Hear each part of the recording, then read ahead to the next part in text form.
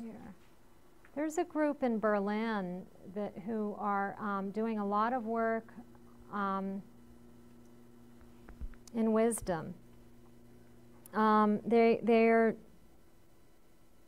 I think a big part of what they're doing is qualitative studies where they have vignettes, and they've large numbers, like 700 participants, to read the vignettes and give their view on the vignettes. And they've derived some information about wisdom, which is still not an easy construct to define.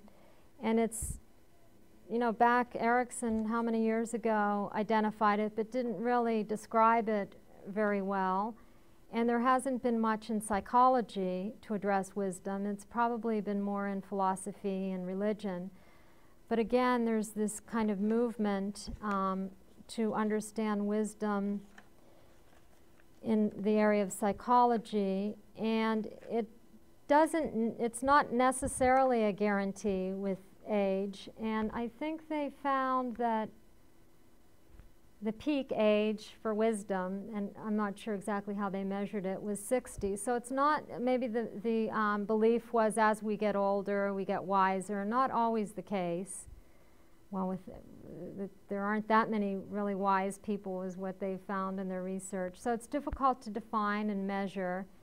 But it's probably as valuable as intelligence, and that's what we spend all our time, you know, focusing on in psychology and measuring.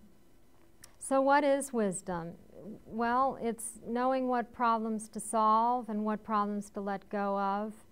It's being able to tolerate ambiguous kind of situations, and knowing that nothing is going to be perfect. And then also they've found that the wise people are able to really look at the situation within the context. So they came up with 5 criteria, and one is factual knowledge about human nature.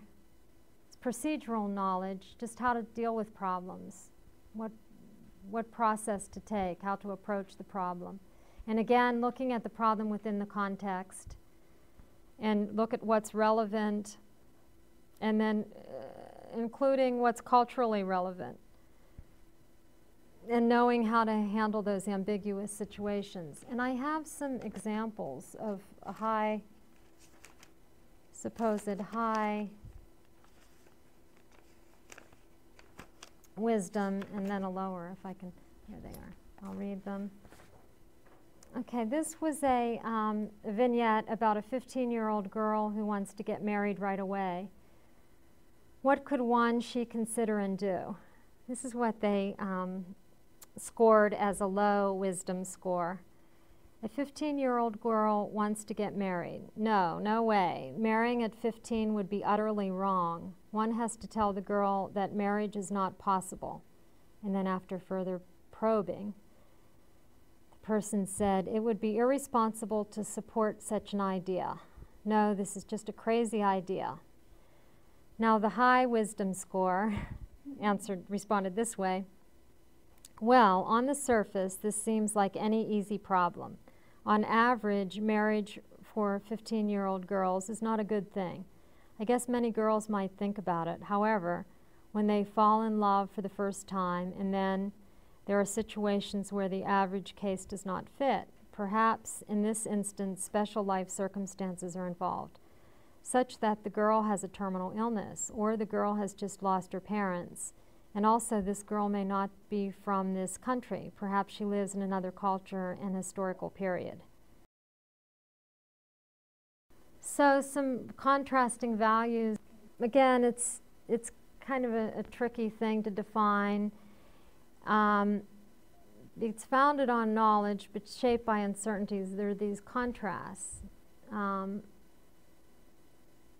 Action's important. Doing something, taking care of the problem is important, but it's also important to know when not to take action.